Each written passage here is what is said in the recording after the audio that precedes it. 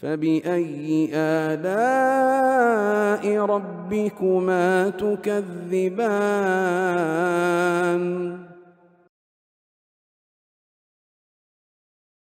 Kemudian setelah itu penjelasan tentang kejadian-kejadian di tahun yang kelima.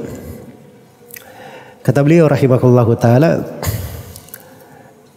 ini di halaman 40 ya dari buku panduan. Beliau sebutkan di sini 4 peristiwa. Ada 4 peristiwa. Kata beliau, al-ifku fi ghazwi Bani al-Mustaliq wa kana fil khamisati isma' wa thiki. Al-ifku fi ghazwati Bani al-Mustaliqi, ya, wa kana fil khamisati isma' wa thiki. Begitu bacaannya ya, karena mengikuti qafiyahnya. Jadi katakan di sini, ini peristiwa yang pertama ya, tentang kisah Bani al-Mustaliq. Iya. Jadi mereka ini satu kelompok kaum dari Bani Khuza'ah, Bani Mustaliq ini. Kenapa diperangi oleh Nabi Sallallahu Alaihi Wasallam? Karena mereka ini punya keterkaitan di dalam perang Ahzab itu tadi. Yang sudah berlalu oleh penulis di tahun keempat. Tapi kita sudah terangkan ya bahwa benarnya perang Ahzab ini tahun keberapa? Tahun kelima. Iya. Baik. Jadi sini dikatakan al-ifku fi ghazwi Bani al-Mustaliqi. Jadi ada 2 sebenarnya di sini ya. Peristiwa perang Bani al-Mustaliq, dan yang kedua peristiwa al-ifk. Peristiwa al-ifk. Iya. Karena al-ifk itu terjadi setelah Bani Mustaliq. Dan kisah Aisyah radhiyallahu taala anha dituduh itu karena pulang dari perang di Bani Mustaliq itu. Dan perang Bani Mustaliq ini dikenal juga dengan nama Ghazwatu Al-Muraisi. Al-Muraisi. Dan itu nama sebuah mata air ya, yang mereka singgah di situ atau berada di sekitar situ. Baik. Jadi tadi sebab terjadinya perang Bani Mustaliq ini apa tadi? Karena mereka orang-orang Bani Mustaliq ini satu kabilah dari Khuza'ah, mereka ikut membantu di dalam perang apa? Perang Ahzab. Iya. Baik. Maka oleh Nabi Sallallahu Alaihi Wasallam dibalas akan hal tersebut. Ya, mereka juga diperangi oleh Nabi Sallallahu Alaihi Wasallam. Iya.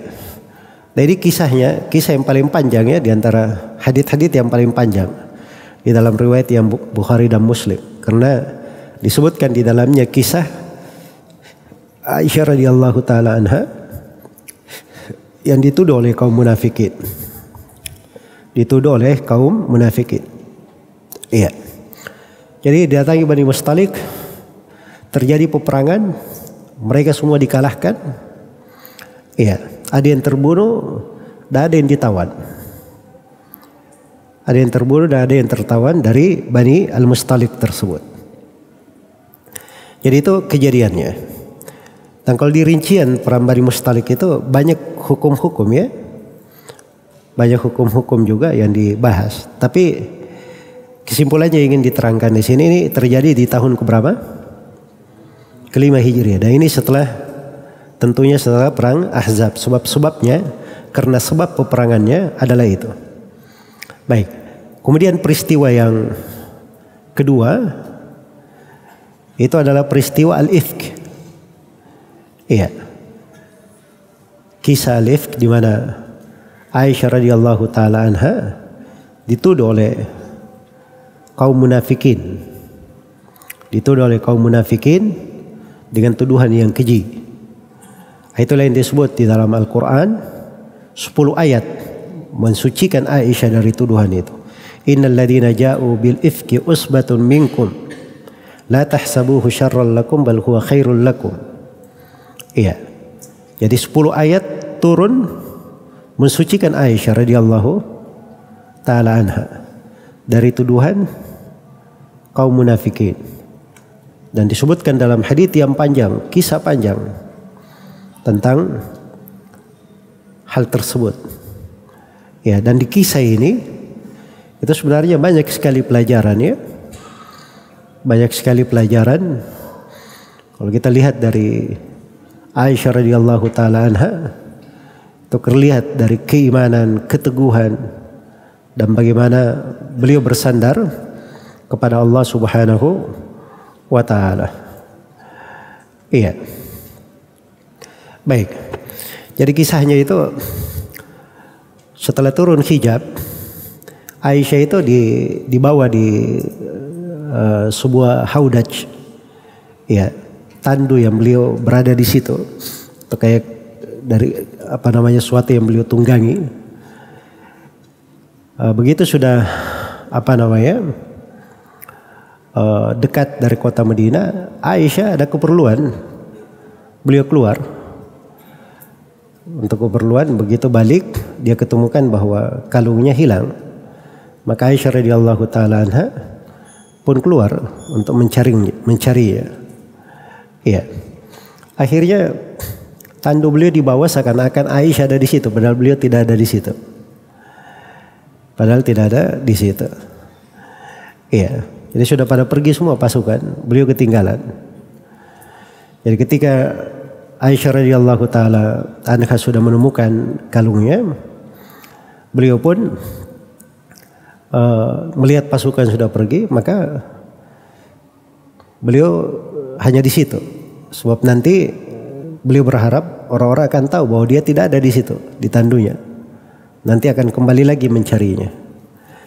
Maka beliau tertidur. Begitu Aisyah radhiyallahu taala tertidur, maka beliau dilihat oleh seorang sahabat yang bernama Safwan ibn Mu'attal As-Sulami. Dan Safwan ini ya itu pernah melihat Aisyah radhiyallahu taala anha di masa sebelum hijab turun. Jadi dia kenali Aisyah. Jadi begitu melihat ada kejauhan orang tidur, ya, orang tidur, begitu dia tahu bahwa itu Aisyah, langsung dia berkata inna lillahi wa inna ilaihi raji'un, keras suaranya sampai Aisyah terbangun. Jelas ya? Akhirnya beliau pun menutup wajahnya dengan hijab, dengan jilbabnya. Jadi katakan di situ fakhammartu wajhi bijilbabi, saya khamarkan wajahku dengan jilbab. Karena itu dipetik oleh para ulama bahwa kata jilbab itu pada asal penggunaan itu menutupi wajah. Kata Aisyah, wallahi ma takallamna bi kalimah wala sami'tu minhu kalimatan ghayra istirja'ihi. Kata Aisyah, demi Allah, kami tidak berbicara dengan satu kalimat apapun.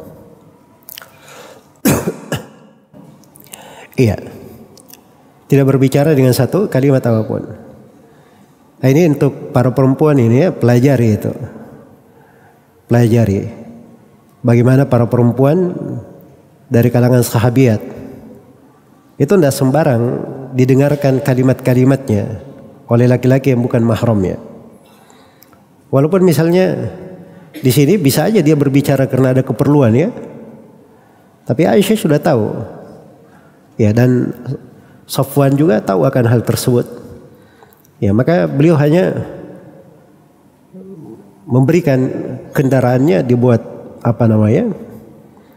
duduk supaya Aisyah bisa naik di atasnya. Iya. Kemudian Aisyah radhiyallahu taala anha menunggangi kendaraan tersebut. Lalu Safwan membawa kendaraan itu dengan tali yang agak jauh darinya supaya dia tuntun. Sampai bertemu dengan pasukan itu tadi, pasukan Rasulullah sallallahu alaihi wasallam. Tergambar sudah kejadiannya kan? Disinilah mulai kaum munafikin bermain. Ya, kalau di masa sekarang ini lebih sedikit dari itu pun sudah menjadi gosip di jagat raya. Ya, apalagi yang kayak gini, wah ini umpan bebas ini kalau di permainan bola untuk kaum munafikin, kesempatan. Digorenglah isu ini, mereka menuduh bahwa Aisyah radhiyallahu taala anha melakukan kekejian. Itulah asal kisahnya. Sampai desas-desus, heboh di sana sini dan seterusnya. Iya. Hingga akhirnya turun 10 ayat mensucikan Aisyah radhiyallahu taala anha.